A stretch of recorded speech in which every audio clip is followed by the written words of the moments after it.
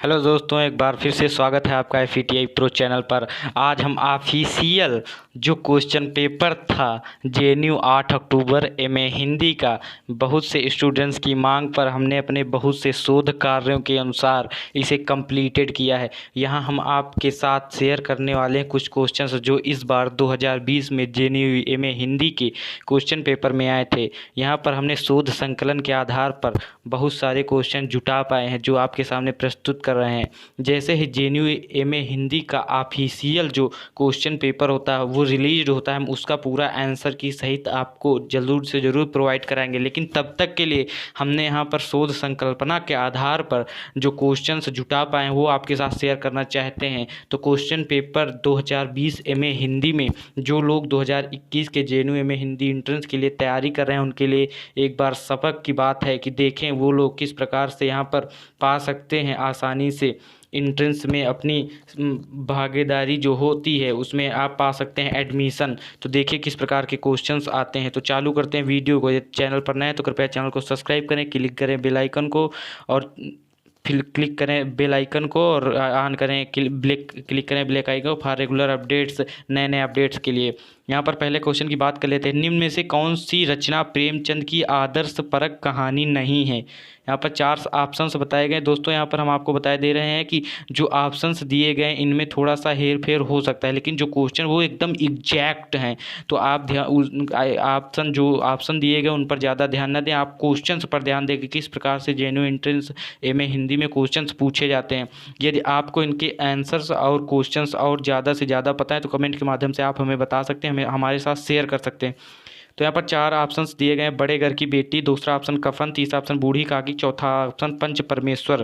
तो यहाँ पर पहला ऑप्शन कंप्लीट हुआ। आगे बढ़ते हैं दोस्तों। इसके बाद दूसरा जो क्वेश्चन है उसकी बात लेते हैं। यहाँ पर गीत काव्य ग्रंथ अधिकतम किस क्षेत्र में लिखे गए हैं?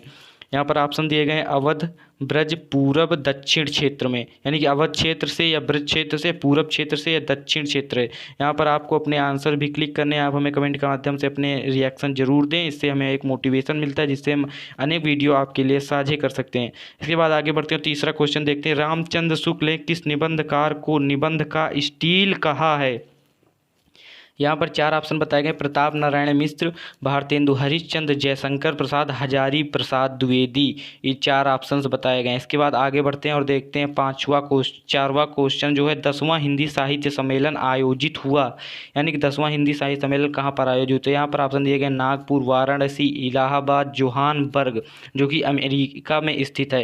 इसके बाद आगे बढ़ते हैं और 5वें क्वेश्चन की बात कर लेते हैं। यहाँ पर 5वां क्वेश्चन आपको स्क्रीन पर डेटा शो हो रहा होगा। ऋणजल और धनजल रचना की विधा है? कहानी, यात्रावृत्त, संस्मरण, डायरी। इनमें से आपको कमेंट के माध्यम से उत्तर जरूर देना है, क्वेश्चंस भी बताने हैं। निम्न में से संयुक्त स्वर है आ, इस्माल, इस्माल, ई या ऊ या औ। संयुक्त स्वर, संयुक्त अक्षर पूछा गया है यहाँ पर। इसके बाद आगे बढ़ते हैं क्वेश्चन 7वां क्वेश्चन लेते हैं। आनंद कादम्बिनी के संपादक बद्री नारायण, प्रेमघन, प्रताप नारायण मिश्र, भारतेंदु हरिश्चंद्र, बालकृष्ण भट्ट। इसके बाद आगे बढ़ते हैं, देखते हैं 8वां क्वेश्चन किस प्रकार से पूछा गया। 8वां क्वेश्चन पर पूछा गया बच्चन के 10 द्वार से सोपान तक पर मिला पुरस्कार है।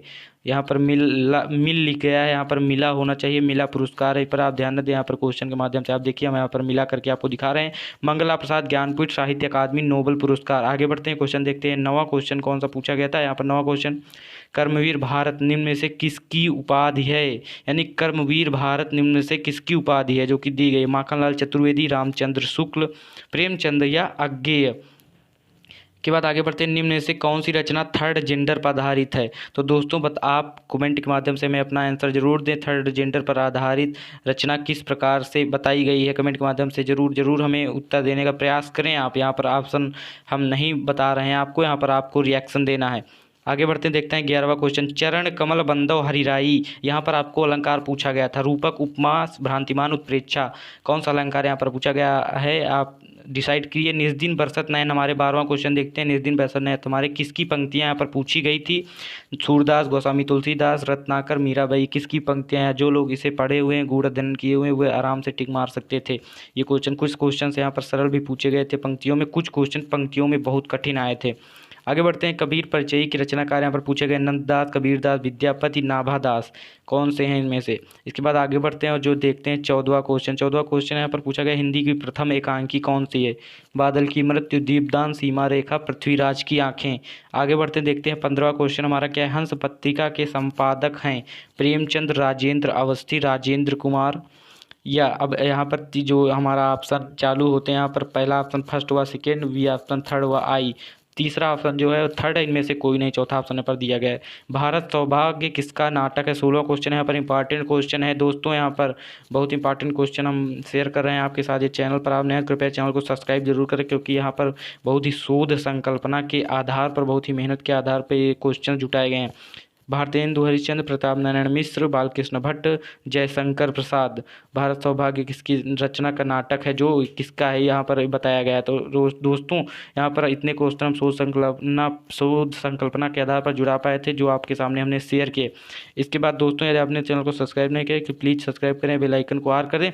और किस प्रकार से जेएनयू में हॉस्टल की सुविधा मिलती है, किस प्रकार से फीस पड़ती है हॉस्टल्स के लिए, और किस प्रकार से यूजीसी नेट ने जारी किए हैं 24 फेक यूनिवर्सिटीज़ को, यानी कि यूजीसी नेट ने 24 यूनिवर्सिटी को फेक कहा है। ऐसा वीडियो बहुत जल्द आपको देखने को मिलेगा FETI प्रो पर।